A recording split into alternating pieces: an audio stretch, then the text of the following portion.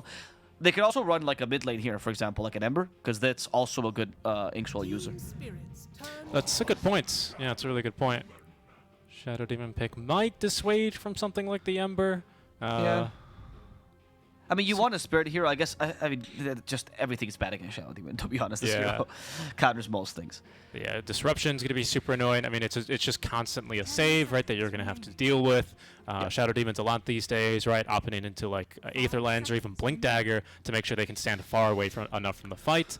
Problem is, versus this NP, if this is, by the way, a safe lane Furying versus Grimstroke, not really a lane that can take advantage of the Stroke of Fate. I guess it'd be Bane NP, to be honest, more likely. Yeah, I think it's Bane NP. Yeah. Which is also not like a synergistic lane, but at least you have 2 strong laners, right? Exactly. Yeah, they just kind of hold their own. There's the Hoodwink. Hoodwink. Yeah, 2 supports, like you were saying. I do like the Hoodwink pick a lot because the Hoodwink CK is actually a really strong lane, so you still keep the flex of the CK offlane, and you have to consider that, because CK offlane versus MP, now that you have a kill lane with Hoodwink, not that bad.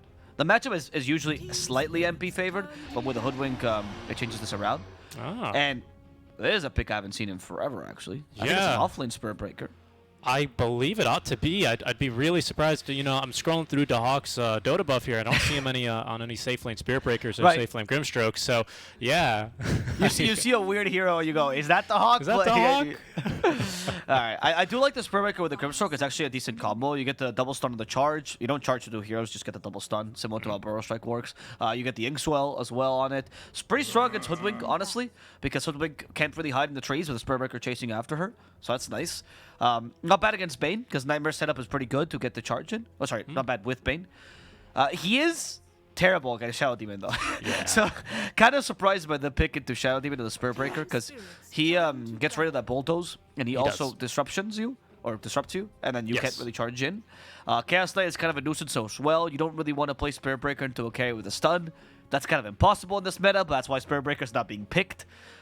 It's a really slow projectile, at least on CK Stun. True. Like, that Chaos Bolt is slow. And it's good versus the well. Storm, which is like where I think you were going, right? Yeah. Because it gives you constant vision of the charge. If you're not disrupted, if you're just Demonic Purged, like, you still have vision on Storm, at least. Actually, where I was going, actually, was the fact that they run this a lot, noticed when they were the Prodigy team, or Next Generation as well, right? He actually was a big fan of the Spirit Breaker. So, I mean, that was before Spirit Breaker like became a thing, right? And everyone's like, "Oh, Spirit Breaker's the best offlaner, mid laner." He was just playing it because he liked it. They lost a bunch with it, but he did have good performances. I mean, it's kind of hard to gauge because again, that Prodigy team lost almost every single match in the DPC, but it did seem like Notice was pretty comfortable with it. So it might also be a bit of a comfort pick. That's also my curiosity when I see like NP into Storm or Spirit Breaker into Shadow Demon, but I know these guys are comfort players, like it's a comfort pick for them. They must know something. They must know how to play against this matchup, or they must think it's still strong. So it makes me doubt my own analysis. Speaking about knowing something, BetBoom have banned safe laners, actually, so they don't believe that the CK is going to end up being the carry, it would appear. Interesting. Yeah, I mean, it makes sense, right? With Hoodwink, I honestly do think it's a really strong lane. And you don't have that many great offlaners either that are left to go with Hoodwink. It's really Sand King, DK, and CK. Yeah. You're right. There's Yatoro's favorite hero. S-tier carry pick. Yeah. Yeah. Good Void pick, by the way. Very good Void pick. He's so good on this hero that Eternal Envy literally retired and hasn't come back yet. Come back, Envy. We miss you. Void, Please. very strong in this matchup. Obviously, against an NP, he just destroys him. Against Spirit Breaker, the time dilation in lane can be a huge nuisance. He can actually has kill potential against Grimstroke for similar reasons. You don't have the best Void draft. Like, there's not much you do with Void in the draft except for Sharpshooter, which is fine. But Sharpshooter can be hit with any stun, honestly, so it's not that big a deal. But if you play more of the carry-like Faces Void that uses Time Walk less than the Chrono, it's a really good Void game. It's a very hard counter to the enemy team. Oh, man. I'm wondering if BetBoom can kind of salvage this, maybe run the NP mid, Spirit Breaker offlane in a different carry. It's just like... Oh, Laurel does NP mid, actually. Yeah, so because you need a better core-to-core. It can't be NP. It can't. He can't rat, and he can't fight versus Faceless Void. What does he do? Yeah, especially against a Storm as well. I feel like it's too much. I don't know. Ursa, maybe? Oh, wow. Okay, I think they're going to go for it. That might be Dahawk's hero. No, I think it's going to be an out-tempoing here, right? I mean, I don't disagree entirely with their strategy. You have a carry in the offlane, essentially, right? CK has good enough of a lane that it doesn't really matter because he actually just always gets a good lane and then proceeds to snowball off there. But you do have a relatively greedy core lineup. CK, Storm, Void, not the fastest one. So if you can get a good lane on Snapfire and the Hawk manages to beat the CK in lane, all of a sudden you like just push the enemy team as soon as possible, and you do have a lot of pressure with Spirit Breaker. You have a lot of pushing power and just profit. There's a window opportunity where this works. However, I do feel like this draft is much easier for TSpirit, and it's just a matter of time until they win this game. I agree. BetBoom, I think, to get... Oh, by the way, just to go over rules in case... I mean, a lot of people here, I imagine, for TeamSpirit, but also for the BetBoom fans, or for new fans maybe here, in case you don't know the positions. This is a mid-Snapfire and an offlane Spirit Breaker. Yes. Just in case you didn't know who Laura was. So it is a mid-Snap, so that's something a little bit more unique to the meta. If you just watch mainly Western European Dota, SA has done it a couple of times, right? So see Smile loves to bring it out every now and then. We've seen it off lane. So I'm really curious what the build is going to be, but it does appear to be this kind of out-tempo sort of play style, you know, playing around the cooldowns of basically Faceless Void, right? Of that big Chronosphere. I think it's going to be a little bit difficult for BetBoom, actually, of course, because they're playing against TeamSpirit, but also because they really need to get that down to a T, and Aegis is a must when they're looking to end the game. I don't see them winning this game without Aegis in their inventories. Yes, exactly. Because otherwise MP is just fodder for the Void, right? I mean, there is a chance that MP snowballs so hard he has too many stats for the Void to deal with, but I feel like we're kind of dreaming as we get into game 1 of the series. Very excited. I'm willing to see what the Snapfire is going to do. Yeah, me too. I'm really curious what the build is going to be here, honestly, in Eastern Europe. Probably like Blink Shard, I imagine, is quite the norm, right? So I would expect to see that. That's going to be at least a good way to get on top of this Faceless Void. As the smoke plays, I believe, so Neko's and Maposhka smokes both breaking. It's a very good E-Blade game as well, by the way. So honestly, the Thompson build can get brought back because like you cancel CK, you cancel Void, even Storm to a degree doesn't like the E-Blade. It's pretty good. Yeah, but then Toronto Tokyo can build the most unique item and probably least bought item in Dota 2, which is the Revenant's Brooch, and then he wrecks you. He's the kind of guy that would build it as well. He might do it. I mean, maybe he just casually builds a Kaya anyway. Kaya and Sanj. He disassembles it. 25 talent, Ag, Shard. We're in business. You mean Witchblade. Witchblade is what you... Well, Witchblade, which is in the Revenant's Brooch, right? Because it counters E-Blade. You can attack and you can attack ethereal targets. Yeah, that's what I mean. That's what I mean. So I have to build the Witchblade early. Which we have seen some Storms. That's true. Yes, that's true. We have seen some Storms do the Witchblade build. I actually saw it yesterday in China Div 2. It was not very good, but he did, but he built it. That was a thing. Top lane, a bit of skirmishing. Yeah. No, that's a nice pushback. I like that he went pushback level 1. Usually, if you watch like a lot of plus 5 hoodwinks, like FNG likes plus 5 hoodwink a lot, and they built Acorn Shot always because it's actually such a good laning spell. But if you have a kill lane, you 100% go for the pushback, right? It's such a strong combination with another stun, and it's like any like Mirana +1 combination, right, in the offlane. Yeah, Mirana Sand King, of course, quite famously. Mirana Mars also up there. 2 big projectiles. But this one ain't bad either. He's into the middle lane watching that first wave. Lots of damage from Laurel early on, of course, with Scatterblast. Storm having to get pretty close there, and he's going to eat plenty of that damage. Oh, we'll see SeekNStrike level 1. Okay. So the Hawk, this is opportunity because he knows he's kind of, I mean, I wouldn't say free, but he's not going to be threatened here by the CK or the Hoodwink. So he just gets to farm a little bit, harass the CK. That's down bottom. They did run, they did do the little bit of a... What did Poshka do it? Yeah, he's going to die for that. Oh, almost got a second. Is his life? No, it's not.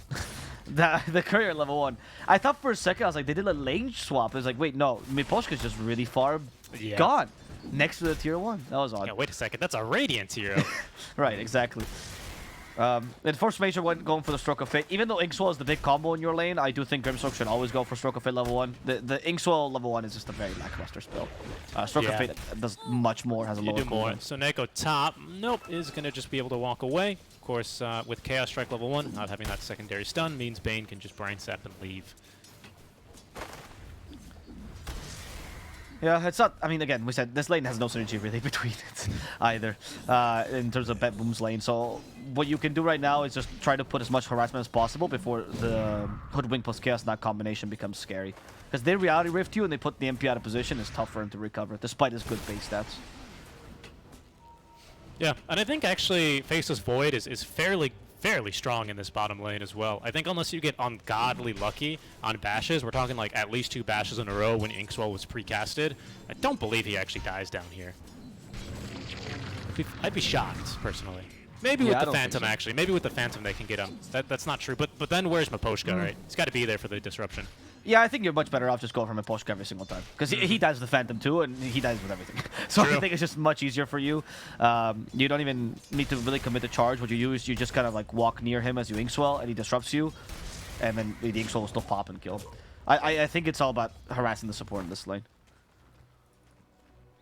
Oh, nice. That was really good last hit, though. Just on point. Wow, they disrupt for the last hit, huh? That's a true fight.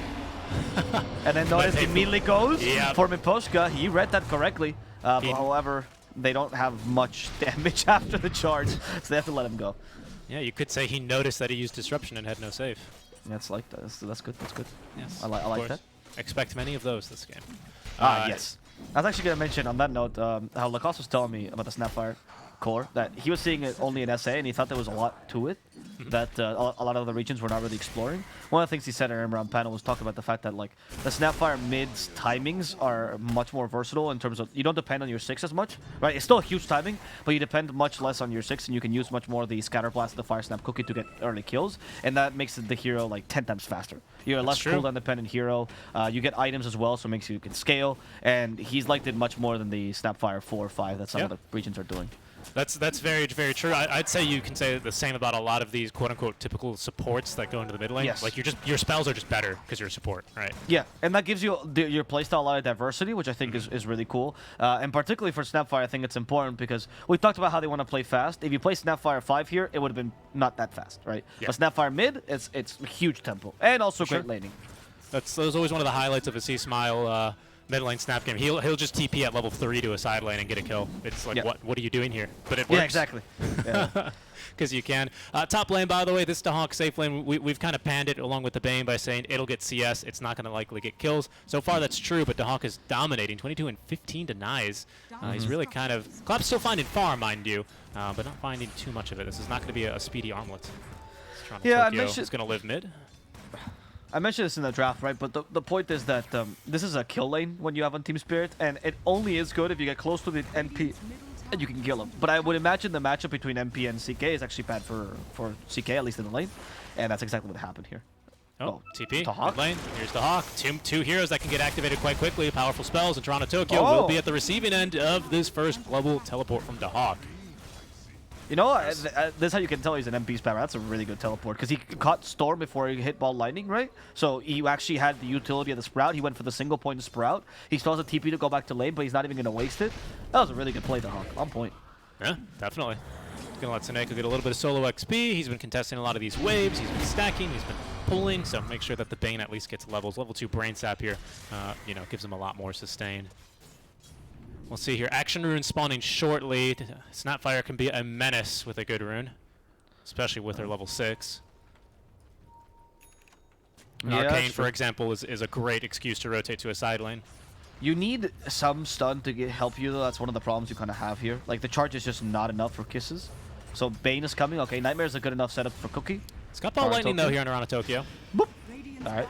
Cookie. Oh, no. Yeah. There's a support to tank it. Good Mira. And they're like, okay, we'll take your life instead then. Mira will die here to Force Major. They did rotate 2 supports to this, though, so they only got a 5 despite rotating more resources. Now Impulsion comes by a little bit later. But it's not that big a loss for TSpirit because they do manage to save Toronto Tokyo. Yep.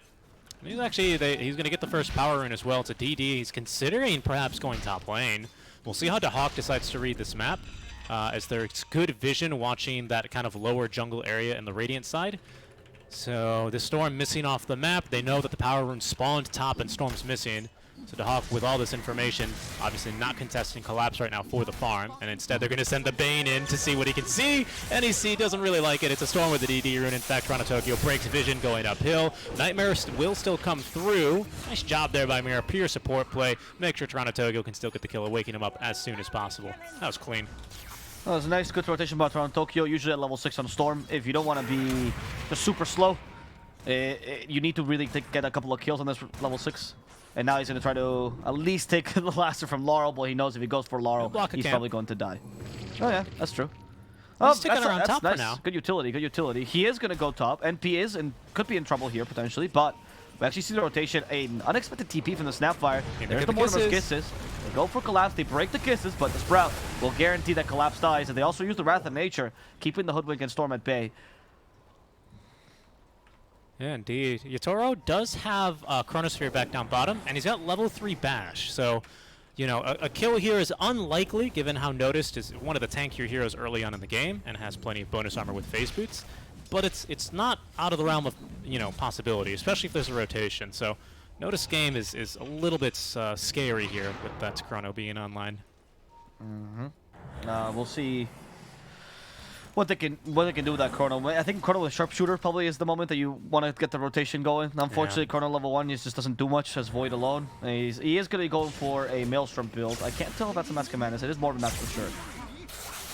Boschka, okay, nice Koki actually, stuns him. Inkswell on top of that, Boschka could be in trouble, and Boschka is going to die as the Storm tries to go for Soneko, and they do go support for support. However, to Hawk, he's eager for another kill. Taro Tokyo is the target apparently, and Taro Tokyo in trouble, out of mana indeed, but maybe he doesn't even get a chance to use it. Stuns into the silence, into the kill. Well played by BetBoom, starting to up the tempo here in this game. Another Cookie into that Treant, and Mira will die as a result.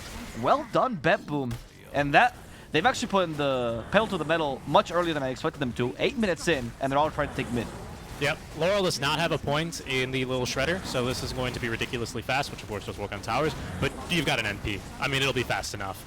Shadow Demon here, Maposhka. He's spamming level 2 Shadow Poison here at the Treants, which ain't bad, but you need to get, 4 or 5 stacks to kill them from their current HP.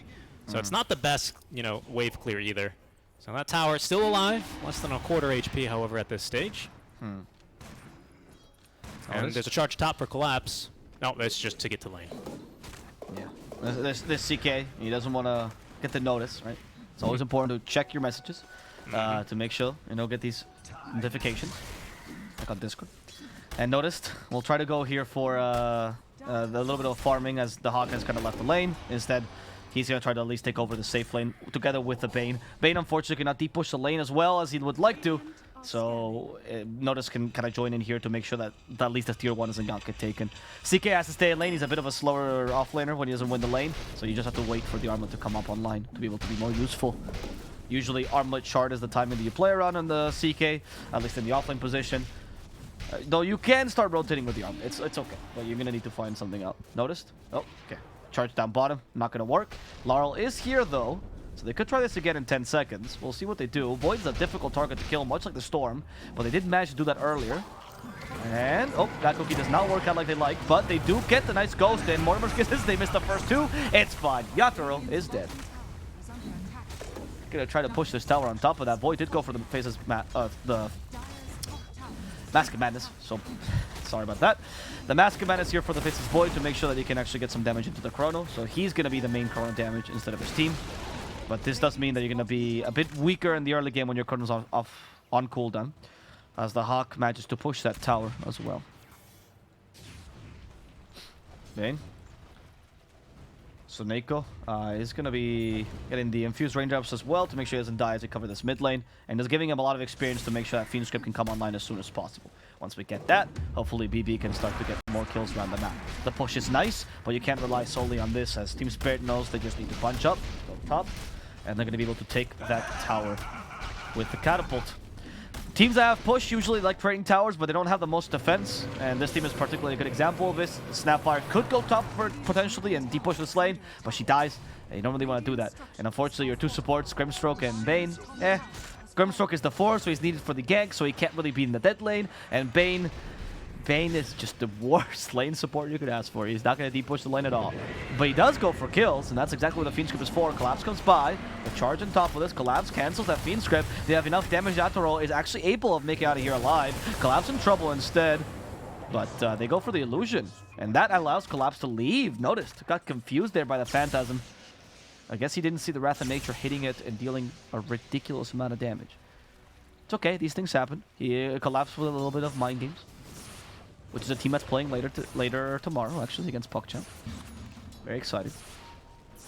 And this loss of the tower is a big deal, obviously, for BB, because they were hoping to have a considerable lead in the early game. It is a decent lead for what their matchup is trying to achieve, but definitely not what you need when the late game seems impossible to you. However, they still haven't reached their power spike. Only Maelstrom on the Hawk. Not that big a deal. And we are going to get Laura also on those boots of travel. More lane presence for him. So see, Noticed in trouble, Collapse. Does Oh, he has a reality rift. Send him back. There's a Snapfire coming in. They see the opportunity. Collapse could be in trouble himself. And there's the charge to ensure this kill occurs. We need a Scatter Blast. Oh, apparently not. Ooh. He'll just die to notice because he actually deactivates Armlet there. Try to snipe him with the sharpshooter. TSpirit were bringing in supports there under smoke to try and turn that one around, but he chased a little bit too much. Yeah.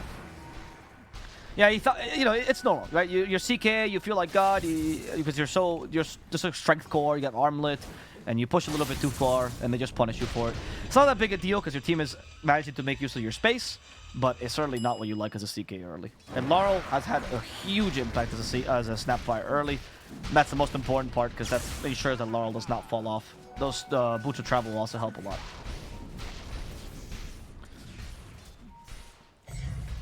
Okay. The Hawk himself is going to be building the Shard next, so it seems to be a faster build, actually. I was expecting for him to go for the BKB. He was considering it, but instead he's looking for the push. I will never question the Hawk build for MP. Whatever he says goes. Whatever he thinks is correct for this match. And it's truly the enemy team has a little bit of deep push, but they don't have the greatest stream clear. Hoodwink is good at deep pushing, so the Shadow Demon, but they're a bit slower against these treants. It's mostly the Storm that can clear them. And Storm did go for the Witchblade build, and an expectation of potentially that Deep Blade. Yeah, and he's up to then the null tally counts from 3 to 4 from the more standard Storm that we've been seeing across Western Europe and ASA, right? Into potentially the Kaya and Sanch. No such build for him. So yeah, maybe he's anticipating a potential E-Blade pickup, right? Certainly was quite popular anyway on the mid lane Snapfires as long range zip for Soneko, trying to kill him underneath the tower. So Toronto Tokyo though can't stop him from getting off the Nightmare into the Reality Rift. That's an easy kill with the Soulbind. It finds 2, and the follow-up is punishing.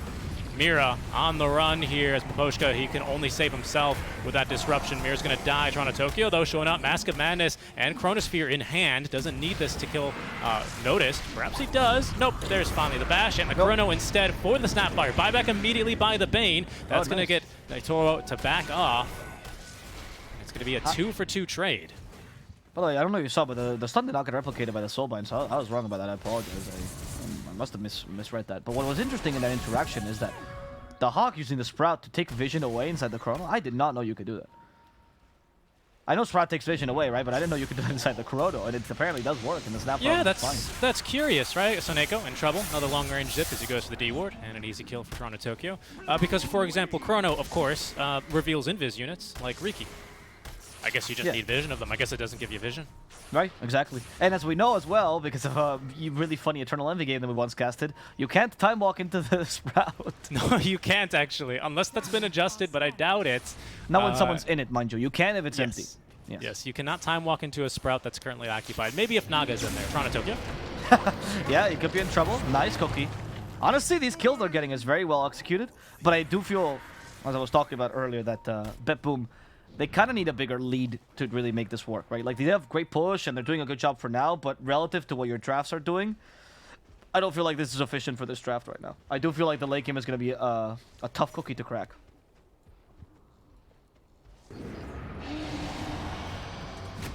That's the first Chrono of the game. Not yielded any kills, but also Toronto Tokyo not overextending. Sorry, make that Yatoro not overextending, making sure that the buyback on the Bane goes more or less wasted, which, again, BetBoom are going to be more than okay with, considering it's just a position 5. Oh, and he's potentially found Miposhka. Here, this is the thing of beauty, right? Set up a Nightmare, and easily you have some damage with the Hawk TPing in. That's going to be a free kill onto a Shadow Demon who's just trying to get some XP. Dude, the Hawk is like Batman. You call him and he just appears. The bat signal is the Fiend Scroll. Actually, his signal is the Hawk Pasado. Have you seen that meme, by the way? No, I haven't. What is this? It's the base. Oh, so sorry. They actually got Toronto Tokyo in the mid lane. Apologies for that. But yeah, another one of those really good combinations of the Grimstroke Spirit Breakers have been working really well for them. But yeah, in his stream apparently he has this, like, it's the based meme, right? But instead it's wearing a Mexican hat. And it's the Hawk Basado. You know, Basado being obviously based in Spanish. But yeah. You didn't put on your Spanish accent. I didn't know. No, sorry, Basado. But he says it's Basado, right? And, and he wears the hat on stream as well, which is really fun. It's very fun. And he says he has like one of those hot takes the Hawk likes to use. And they go, the Hawk Basado the Hawk, right? And I think some people call him Dajado as a result of the howl, you know, to like, yeah, it's very cool. That is pretty cool. Yeah, the guy has a lot of personality. That's one thing that I think the Hawk has in spades, honestly, as a player. is both in game as a player, right, and outside of the game. I think the guy's just a very charismatic player. Yeah. It's quite interesting as well. I believe, from his Wikipedia anyway, he had the opportunity to really pursue a rugby career as well, and chose Dota instead. So take that, traditional sports. You got athletes too. That's what I thought as well when I saw his picture. I didn't even check his Wikipedia career. I just thought, oh yeah, this guy's a rugby player. Yeah, I would not want to be in a scrum against him. Either in Dota or in a real life. Nope. Right, exactly. Yes. Yatoro in the top lane. Okay, they have the shard now on the Snapfire. They come in. Oh, really nice charge. Collapse actually got caught in the middle of it, but good disruption by Miposhka to give some space to Yatoro. Unfortunately, it's not going to be enough. Collapse. He has to fight to the death here. Doesn't really have any more chances. Lets his 5 lead. The pushback from the Hoodwink is going to force the Hawk to join, but he's going to get this kill against Collapse thanks to the charge from Noticed. And that sharpshooter reveals Mira's position. They could potentially punish this. Once again, we have Scatterblast, but they need the Blink Dagger. 10 more seconds. The Inksoul actually hits. Scatterblast to the high ground, and here's a present. Free Hoodwink for Noticed. Are they looking for more? There you go. A lot of damage on around Tokyo. Into the cookie, it's just shy, and Laurel doesn't have the cast animation for Scatterblast. That was close. That was a lot closer than I thought they'd be. Yeah. That was very good, though. I enjoyed it. Yep, and by killing by killing Yatoro first in that team fight, crucially, they don't have the ability to counter-initiate too easily. Chronosphere is this big reset button in the team fights, or this big, oh crap moment in team fights, right, if you're on the enemy team anyway.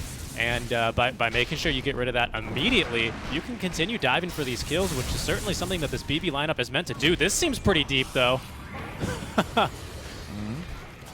Noticed.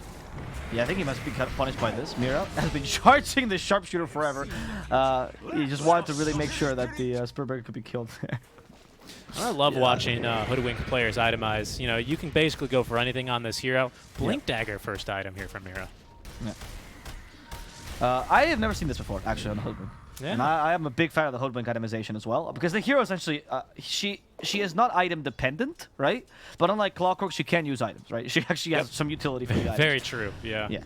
Unlike Clockwork, she's also a good hero, so there's a lot of things there's a lot of difference between the two. But this means that depending on the build, you just play the hero very differently, and Blink is a very interesting proposition, and a good one, I would say, to the Spirit Breaker Nature's Prophet problem that she has, right? So I like it.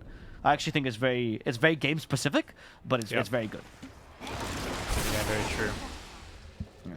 Because with this, you're going to be able to easily avoid the charge before it hits you, or force the Spirit Breaker into a bad charge, right? Because for a 4, you only want to go so deep, right, if he charges you.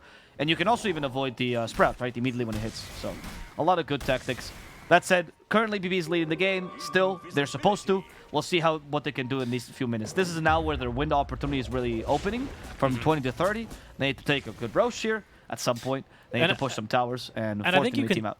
Sorry, I think you can tell that they're really looking to play a little bit more of a tempo lineup, right? If you take a look at who's got a shard and who doesn't, it's 3-0 in favor of BB, which generally indicates, to speed up the pace of play, right? Shards upgrading your spells, allowing you to crucially get some easier pickoffs and kills like that, as Laurel will pick up another one. Even an early gem, this is incredibly early, 20 minutes. Again, just looking to cut vision and secure this first Roche. I agree with you, actually. Very on point. Because the shard is, besides BKE, probably one of the most impactful early items that you can get. Grimstroke does get killed. Nice play by Collapse. Especially for its price, right? Like, BKB is great, but it's 4K. 1,400 gold at 15 minutes? Not that bad. Exactly. There's always a huge boost that you can get on supports, right, who don't have the option to go for BKB, so I agree, it's very, very smart. Though, I want to also commend TSpirit, because Collapse decided actually to go for a Shadow Blade as opposed to the Blink Dagger that's more common in CK.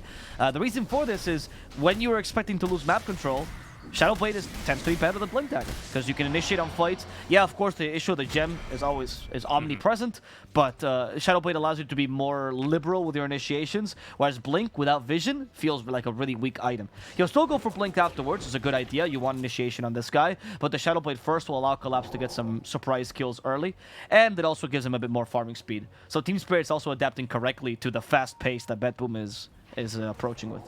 Yep. Indeed. Blink Dagger, of course, also going to be super useful if you can get on top of Dahak before he pops BKB.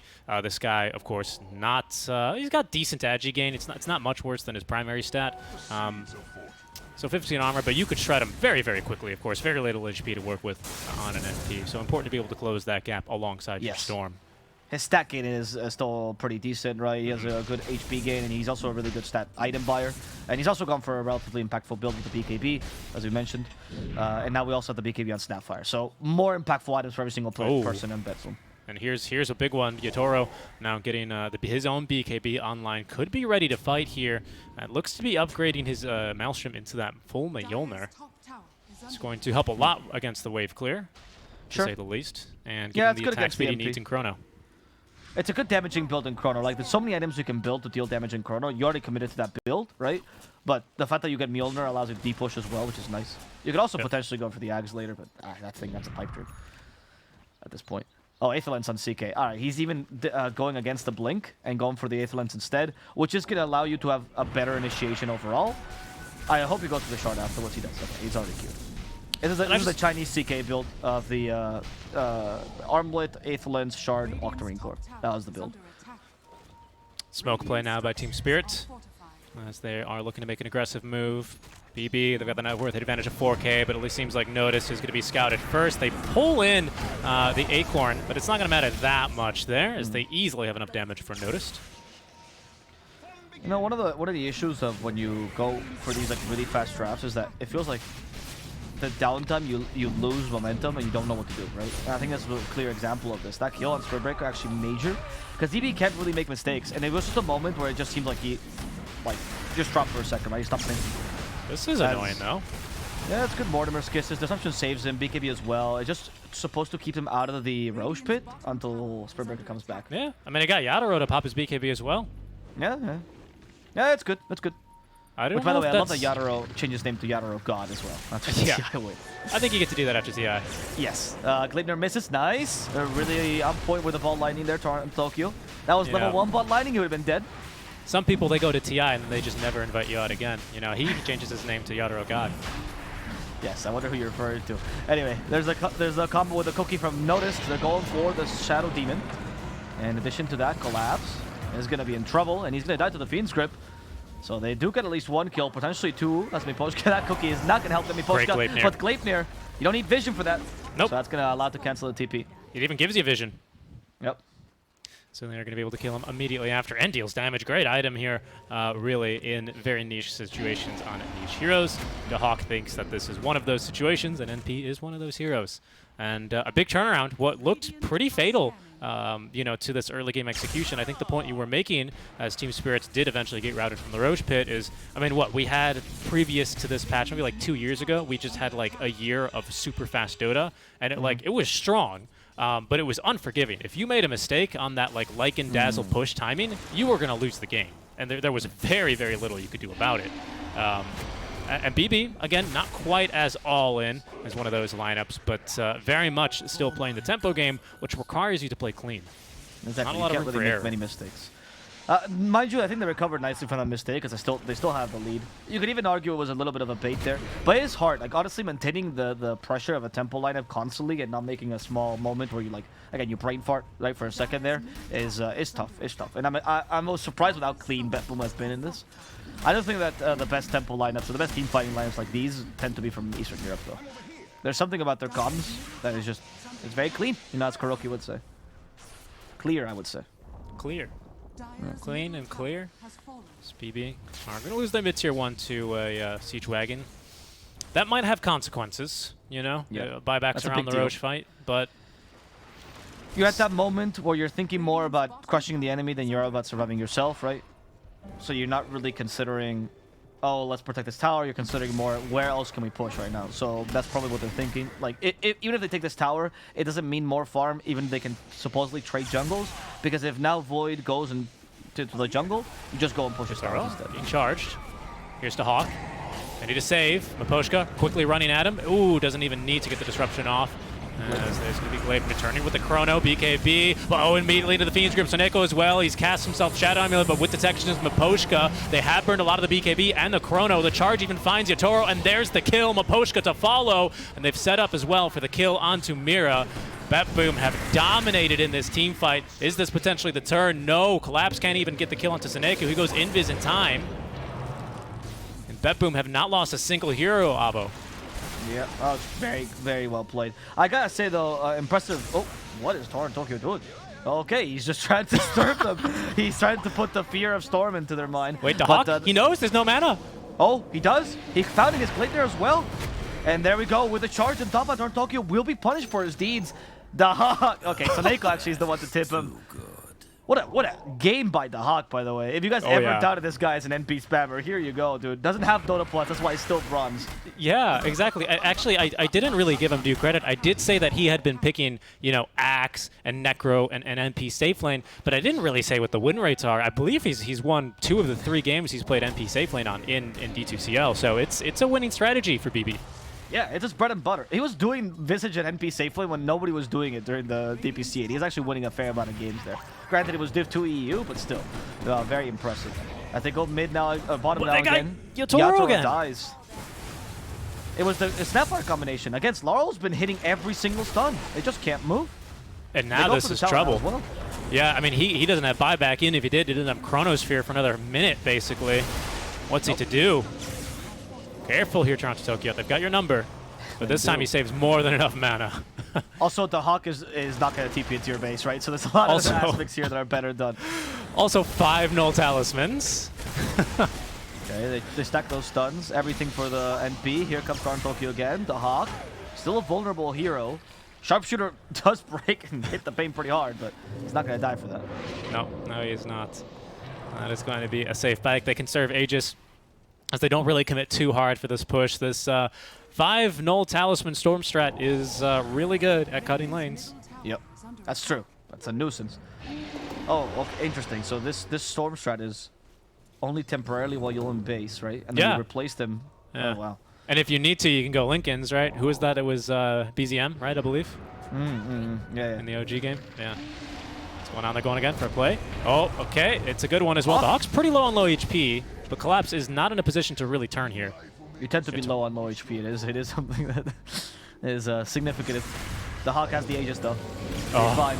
Oh, no. Okay, they timed that perfectly. The Hawk has the BKB now and fight this. How are they going to fight this? Into the chrono they go. The Hawk might have messed up here. Can they punish him enough, though? The damage is finally coming out. The Hawk will die as a result. However, they do get collapsed. And now Toronto Tokyo in the backlines kills Force Major on Tokyo. Low on mana. Laurel is a true carry now. He's of a Crystallis, but doesn't have the Little Shredder just yet. It's forced back to the BKB. Get away from me, Squirrel. Little Shredder finally up. Squirrel dies as Laurel fights Toronto Tokyo head on. He doesn't have enough attack damage. Mortimer's Kiss is used for 2 hits, and he does get the kill on Toronto Tokyo as well. Notice comes back in. Yatoro in trouble potentially. Laurel pushes him back, but no. They're too low. They can't fight this. They have to retreat. Laurel will accept his own death as they give a god-like kill streak to Miposhka.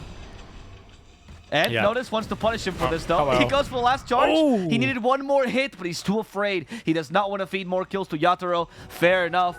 And they'll finally retreat. That team fight could have gone much better for them. They got incredibly jebaited with the Aegis timing. Oh, yeah, they did. And really good timing by TSpirit to enforce that, right? They are specifically looking for a fight. Collapse is patient. He doesn't jump in immediately when he sees the Hawk on his low HP. He knows Aegis is timing out soon and uses that to his advantage. A beautiful turn there by Spirit. Just the game sense on these guys, right? The comms to be able to really coordinate that looks really easy for them. That's quite difficult, especially in the Madness, especially in a losing game for them. They're down 12K, probably more, before they win that team fight, and they're able to keep it, you know, on cool heads prevail here for Spirit. They have another fighting chance. The better news for them is, especially into the late game, these long cooldowns matter a little bit less. I mean, Snapfire is still dead for 30 more seconds, and at that stage, it's only 30 seconds till chrono. Yeah, exactly. It's very... It was an okay team fight because of the tempo you're still playing, right? And the fact that you actually got so much more despite being punished. You now get a couple of seconds in the map where you're still going to be useful as BP. And as I said, because of the chrono, you can actually continue to farm, get your next big item, and then try to force this again. Satanic is then one for the Hawk, and I think that's going to be a big deal. He realized in that fight, if I don't have Aegis, there's nothing to really save me if they catch me. And Satanic is going to probably do the trick there. Yep.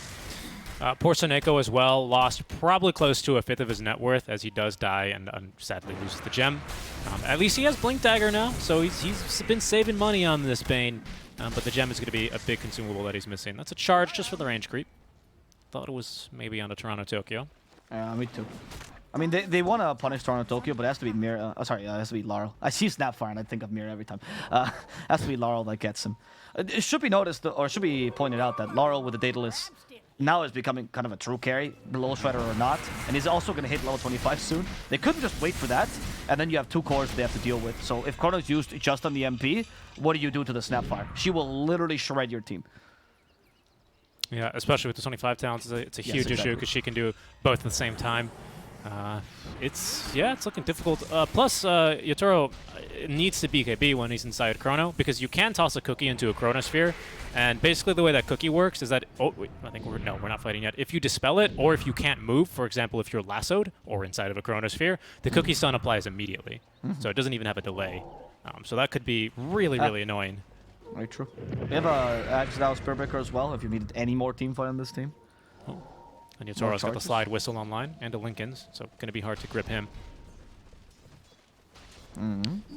That's true. That's true. I like the Linken's choice, but obviously now, like this build that was all Chrono, all about dealing damage in Chrono, feels very lackluster with only Mask of Madness, Maelstrom, right?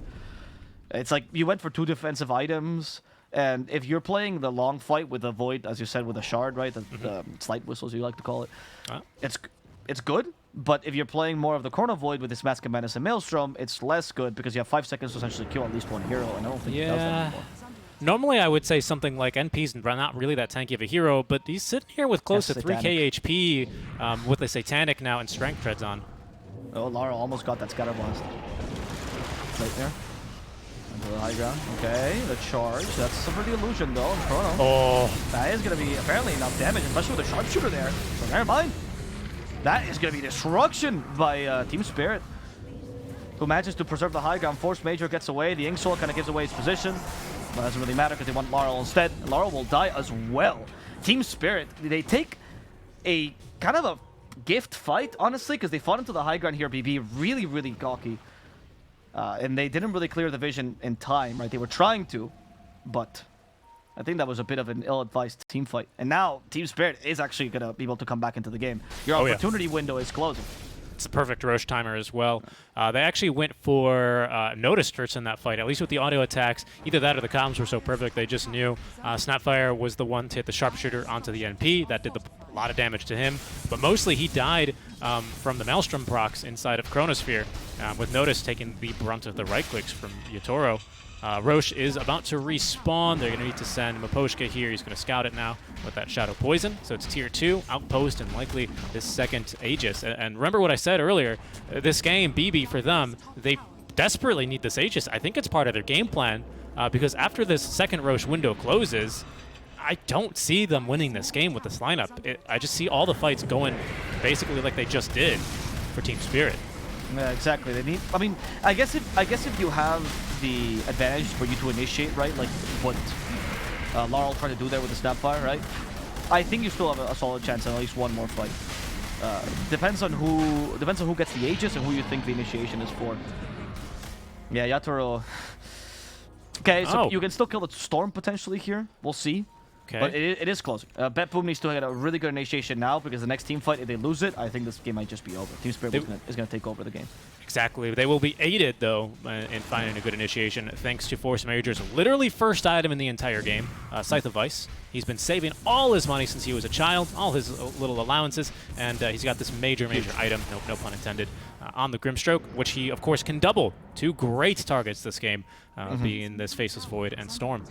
Though sometimes, honestly, even not doubling it just to get the jump on them is worthwhile. Just the first one, yeah. Yeah. Noticed? We do have the Shadow Blade. Do they have... No, they don't have vision for now. Miposhka is the first target. There's a Chrono. With Linken's. They do have the Chrono and the Aegis still. Good fight this. Disruption actually annoyed them a little bit. Miposhka's dead. Source Force Major. Now going for Collapse the Hawk. They did get the Demonic Purge onto him. The Chrono's been used here. And Yatoro, this time, he does actually get damage towards the tail end of that fight. The Hawk is capable of getting Satanic off, and he's leashed now. Yatoro will lose his first lifetime token coming to help him afterwards. But the Cookie, the Hawk, no more Satanic, no more healing. He has to just use a basic life steal, and that's not going to be sufficient. BB, they actually proposed the fight this time. It was in their terms, and they still couldn't win it. Chrono too strong. I think that window's been closed, Richie. Yeah, I mean, that second life really is just a game changer. Basically, Yeah. Yatoro, I don't see that fight going any differently. Even if Yatoro didn't have Aegis, he wasn't really even necessary when he respawned. Everyone was basically dead already, or was Chrono was going to big, be though. dying to the storm. Oh, of course, but that was on his first life, right? Nah, it's Didn't really do anything on his second life. Didn't need to, granted, because Toronto Tokyo was zip-zapping around the fight with this 5-0 Talisman build and this Witchblade just doing immense damage. Wild build. I don't watch it. I feel His like he's favorite playing color is Tinker. purple, okay? It really feels like the old Tinker who had like 16 items, right? And someone on the courier, someone dropped in the fountain. He's just like moving them frantically. Mirror's even going to get away. It's not that big of a deal, but just doesn't feel like BetBoom can catch a break. Yeah, they've reached their limit, right? And now they have to come up with a creative way of proposing these fights. I don't know what that might be. Okay, that smoke was not very creative, right? It was very just, I'm gonna fight you head on, and we're gonna clash, and we're stronger. Maybe if you initiate on the backlines. Honestly, the amount of time Polska gained with Disruption was also huge in that fight. He also got Demonic Purge off before he got dive, which was a huge deal against the NP as well. So a bunch of good things by TSpirit. This is where also their superior team fighting comes into play. It was very clean by BB, but now you're facing a team that has the items to be able to team fight you, and you need to match that.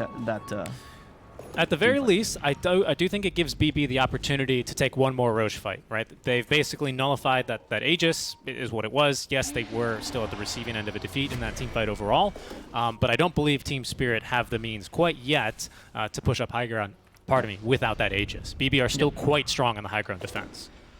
Exactly. That's true. You're not going to see this game end anytime soon, right? It's more about the fact that like BetBoom is running out of options to recover it. Honestly, there's one option, though, that we didn't really talk about, which is Snapfire kind of winning.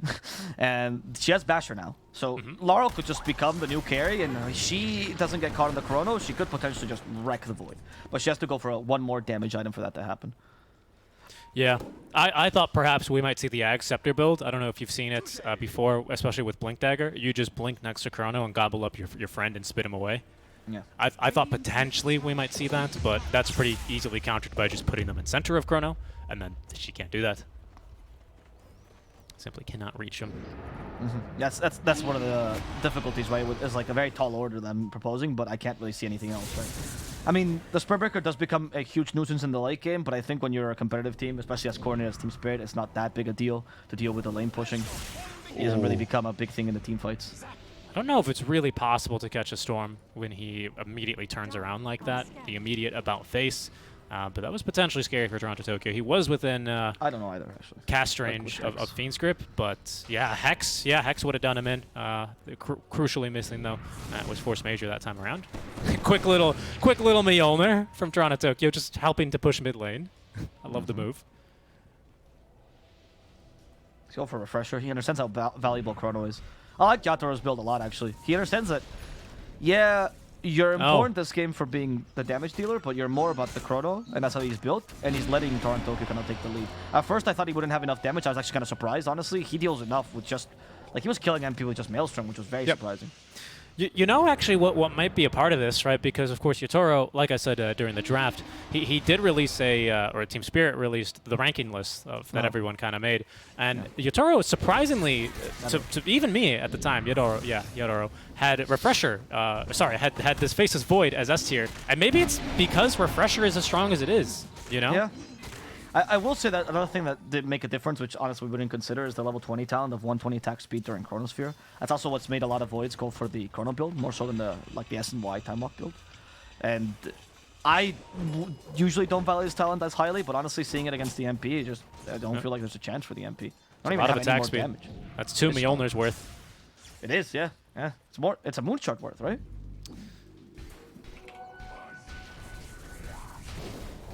I actually don't know. Not off the top of my head. Can't find it either in the shop. It's not telling me. Yeah, it's not telling me either. I realized that. That's bugged. That's nice. Okay. It is 1 Moonshot exactly. Okay, plus 140 attack speed. So he's going to go for Scotty next. That's going to be his first item to like really be able to take fights more than the Chrono. And that's just to reduce BetBoom's ideas. Because right now, BetBoom, the chance that they stand in these fights is still one, which is avoid the Chrono, or try to bait the Chrono out, or kill the Void early, right? And then fight without him. And if you fight without him, then that's still possible. Once the Scotty happens. This feels impossible for BB. They're fighting around a ward. They are. And it's really tough. And Void's also in a good position. Oh, he whiffed the Chrono. Okay, that's also possible. He's got another one. There we go. That's the best team fight that you can ask for, right? He's still going for Laurel. That's a second Chrono. The Hawk trying to help him. He's been leashed. The Sprouts! He's BKB'd. Oh, the Sprout's actually going to kill him. What? The Sprout's going to kill Yadaro. The BKB doesn't take away the leash. She's going to go down. Okay, now they can actually take this fight on. Tokyo's still trying to create a bit of chaos. Laurel trying to find the objective. There's the Gleipnir use. He gets hit by the Hex. That was an immediate Hex by Force Major. He was waiting for it. Laurel does get hit by the pushback though, and that's going to be a kill onto Laurel in addition to Collapse taking out the Hawk. We do have a charge from Noticed. Gonna go for the Hoodwink, but... Yeah, okay, there was no actual... The Hawk has bought back. They did buy back, and they want to kill Collapse. They gotta punish him for this. Fiend Script used. Noticed, joining as well. The Hawk, a bit annoyed by the illusions, but now getting his revenge, even with a Satanic potentially there, in case he got too annoyed by this. Huge That was fight. probably the best team fight you can ask for, because of the Chrono. Yeah, the first Swift Chrono, I think, really, really hurt. It just didn't give him any room to play with on the second one, right? I mean, yeah, the first was Chrono. Also, crucially, BB, they end up kiting around that fight under completely their vision, right? They do put down this ward as they were smoking. I believe they also put down their observer ward next to the outpost during that smoke as well. And TeamSpirit had a ward on this cliff that eventually gets dewarded in the middle of that fight. So TeamSpirit get pulled away from their vision, which makes Toronto Tokyo's game a lot harder to play, a lot scarier to jump in without good vision. It also makes Yadaro getting kited out a lot easier, as he kind of did there, although I wasn't really expecting Sprout to wreck him that hard, to be honest. But damn, that is a very, very strong talent. But now, joining the Refresher Club is Noticed. He's got one for himself. Oh, wow. What is that to refresh? Is that double charge? Or what? Double Nether Strike, I have to imagine, into charge, I mean, right? Double BKB probably is the most valuable part, actually. Yeah, true. Double gem active. Noticed? No, no. Mnemonic Purge, Run. Yadaro. We have nobody to come in, right? Notice is just gonna continue the charge. There's a Hex in the Storm though, so that's gonna stop him. Here, piggy, piggy, piggy. Goodbye. Yeah, and he's gonna drop one of the gems back. There's still 1-to-1 on gems though, so. You lost double gem, Richie. What are you gonna do now? He's gonna have to refresh the dust for the extra 25 damage. And it's a long respawn timer as well. Could have respawned a while ago, but not for BB. They didn't get to that lucky, so that's why they were pushing through one of the lanes and do manage to take the first 2-3 tower of the entire match. And one half of the barracks. They get the melee one, so the important one down bottom. So now bottom's going to be shoving in for them. But once again, right, as compared to game one of our previous series, we're not seeing this MP really, playing the split push game. And that's because, of course, the Storm and, well, now the Faceless Void can both easily shut him down. So just not an option for this MP. So, of course, when it's a first pick, you should not expect it to have all the strengths, right, of the hero. But this is going to be one of the downsides of picking it so early on. Of course. I mean, when you go Gleipnir as well, like, the idea to go for team fight MP, he's built as such, right? So he was aware of this issue from the beginning. You can still split push a little bit with the Treants, but it's just the general split push has been nerfed. So when you pick MP, I mean, again, I see the Hawk pick MP, but it's more about the death ball, right? Rosh is falling now. BB unable to fight it, not at least without Notice. 3 Chronospheres, count them. They're gonna give it to Collapse instead. Honestly, I feel like the more Chronos, the better, but I can see why you might want to give it to Collapse. Yeah, and he doesn't really have mana, actually, for 3 Chronos. In fact, he doesn't, because Refresher is 300 mana on itself, which is 1,200 mana total, I believe, right? So okay, so here's the tactic, right? You do 2 Chronos, and you die on with Aegis. And then you get I mean, that's not that bad of an idea. You also do refresh, by the way. You refresh Lincolns. Just keep that in mind in case Can you imagine if what counters you is not dying? They're trying so hard to get this Storm. Yeah, right. He just dives into Fountain so it kills him. But he keeps backtracking. That was a Scotty, by the way. It's going to be a bit of a nuisance. No more Satanic for... Actually, maybe that was why he used DV into Scotty, because the Satanic play earlier for Nahak. Want to make sure that even if you don't kill him in Chrono, afterwards he doesn't heal as much as he should. I think it's just so funny that Toronto Tokyo is just left. Oh, notice. Oh, this could be an easy kill. It doesn't have buyback, so he's BKB, but he's going to go down. He does have buyback, pardon me. Misspoke. That's where the Collapse Octarinko really comes to play. Again, this Chinese CK, just a big fan of it. And that was really good positioning by him. Really good position. With that Reality Rift Pierce's spell immunity, good choice on the talent as well. There's Lincoln's breaking first. Not that big a deal. You still have Aegis. Okay, Kisses just to get them away. It worked last time. Snap can't really afford to use Kisses in the middle of a fight because Low Shredder is too valuable, right? You kind of have to be in the middle of it. Look at this, Laurel. He's going for Rapier, by the way. Soneko doesn't have buyback, but he does have an Aeon Disc, so kind of 2 lives, you could say, especially without a nullifier. Sure. That's true, actually. Yeah, there's no nullifier. That's a big deal. I feel like the target now is just Laurel, though. Like, you just kill Snapfire first every single fight. Like, that's the big thing. So I don't think the Aeon Disc on Soneko is going to matter too much. There's no save, unfortunately, on this team. Maybe the Inkswell? I guess you could consider the Inkswell a save because he does have Shard. Divine got slightly cheaper, so just under 6k, but he's still pretty far from having that and buyback, although I don't know if buyback's worth all that much when you feed a Rapier away. I feel like it's Rapier or bust right now, so I do think he should just buy it. I don't think the seeding for buyback matters. If you lose that fight with Rapier, you lose the game. Yep. What's unfortunate is that not only is Yatoro incredibly tanky and has an Aegis, but he also has this backtrack talent of 20%. I don't believe there's a Silver Edge. There is one. You cannot break talents. So Dahak, there's nothing you can do about this backtrack talent. It's going to exist no matter what. It's going to exist no matter what. Well, they do. What you can do is bash him, right? So that's why they go for basher or just in general more stuns. Yes, you can stun they go through backtrack. It only saves you from damage. Very true. Yeah, could you imagine if he could backtrack stuns? Oh my god. Yeah. He'd be like Neo from the Matrix. Yeah, he's very close to Neo. He has the animation of Neo, right? He like moves, breaks his back to avoid the stun. Yeah, I mean, actually, I guess I could see it on the time walk. Yeah. Well, maybe. It's been a while. I guess it's been a while since you've seen the Matrix. Yeah. I didn't watch the new one to not ruin one of my favorite films. So it was fine. It wasn't that bad. Was it really? I was just okay. Just don't go into it with high hopes. It's fine. Okay, well that's not a great review. we have Butterfly now on Faceless Void as well, as if, backtrack plus Butterfly. Can't break that either. So a lot of problems here for the MP. You do have Gleipnir to deal with Butterfly, but it's just not good enough at this point in the game. Oh, yeah, I was like, nope, I'm coming back. Oh, and Laurel, he sees the Butterfly, and he's like, I just can't go for Divine Rapier anymore. No, it sucks. Divine That's Rapier actually a really clever idea. It no longer gives True Strike. Yeah. It was kind of an interesting item when it did, but maybe slightly overpurchased. Yeah, he would have for sure bought it. He would have bought out for it probably. Especially with Aegis being reclaimed here in less than a minute. The only problem would be trying to get your courier to actually purchase it. It does suck though, because now that's MKB and not Rapier, it doesn't feel like a be-all end-all item, right? And you don't feel like you just purchase it and lose buyback. But at the same time, the next team fight is probably going to be lost by you if TSpirit doesn't, go crazy here. Because they're not going to overextend in high ground. I don't think TSpirit's the kind of team to do that. So Yatoro, by the way, is almost 6-slotted. What he's saving this Morbid Mask for is a Satanic, I would imagine, and then you're 6-slotted plus Refresher. Maybe Ag's Blessing, I guess, but that's about as strong as you're going to get. So he is starting to kind of cap out. He's even almost reached level 30 this game. Not too concerning. Again, they just need to find one good fight, and then you're just permanently Chronosphered. But again, he is starting to top out. That's true, but the problem is that the top out or the ceiling for TSpirit is like 10 times higher than.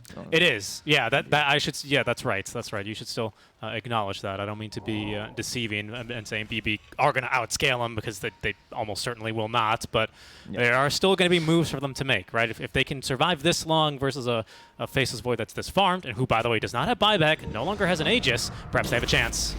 Oh, that was a great Chrono. They still have a second one. However, nice Nightmare. They're going to decide to go for the Spiritbreaker instead. Spiritbreaker's already dead. Yatoro still preserves the second one. Dahak activates that BKB. Oh, Yatoro. Soneko walked into it. Used the second Chrono. They did kill the Storm Spirit in the backlines. Yatoro could be in trouble potentially. Dahak needs to survive this with a Scotty. It's going to prevent the Satanic slow. Oh, the Satanic heal didn't come out in time. That Scotty was too strong. And Dahak falls. Soneko in trouble as well. As noticed, manages to BKB and at least charge away, but he did die once already in this fight, so it's not a win for them regardless. Yes, they lost a Storm Spirit, but Yatoro still survives, so it's still a win overall by TSpirit. Yeah, and I think actually, I'm not sure, I didn't quite catch it, but the refreshed Lincolns might have actually caught Soneko off guard. He did try and actually make a play on the Fiend's Grip, thinking that I've enfeebled him, now I can make the play. But Lincolns was there to block him. And Laurel is going to be pulled in. The cast range here, too great. But Yatoro nearly bursted 100-0. Oh, the Inkswell stun is going to get him down to Hawk, buying back. Gets him with the Wrath of Nature. They find Collapse in Mapochka. And Toronto Tokyo's got to run. He's bought back. He cannot afford to die here. Okay, they have a really solid chance now, actually, off the back of this team fight, because there's no buyback on Yaroro. They don't know this, of course. They don't want to force it too hard, but they need to make something happen now. Okay, Laurel is not going to go for the refresher, by the way, or the MKB, actually. He's choosing. Sorry, he's not going to go for the rapier. He's going to go for the refresher instead of the MKB. Oh, if they can get Mira. Can they? Charge in 1 second. Mira. Okay, using even that illusion. Mira. The charge, but it's a bit too far. They're afraid of the Yatoro buyback as well, because they don't know he doesn't have it. He didn't buy back. He's early. Close too, actually. He's so close. He is. He might just get it here quite quickly. So yeah, the BB, they've got to back up, especially because Roche is in a minute. You've just gotten buybacks out of 4 or 5 of your enemies. Nice. And you barely took any damage on the high ground, relatively speaking. I mean, they only got the ranged barracks as well in the mid lane. I mean, things are looking great for BB. I mean, they're not great, but all things considered, they're happy. As good as they can ask, right? Yeah. What I like about BP as well, or when you were talking about the late game, right, and capping, is that it is true that there's a moment where like TSpirit wins is their team fight, right? They have just superior team fight, and there will be a moment where they just build so much team fight on BetBoom that is just, you know, the scythe of vices and everything cover for the lack of team fight you have. Noticed? No gem, no detection, otherwise he would have been hexed up and he would have been a pig. The smoke, though. The smoke is huge. Notice I stacked the BKB. He's bought back.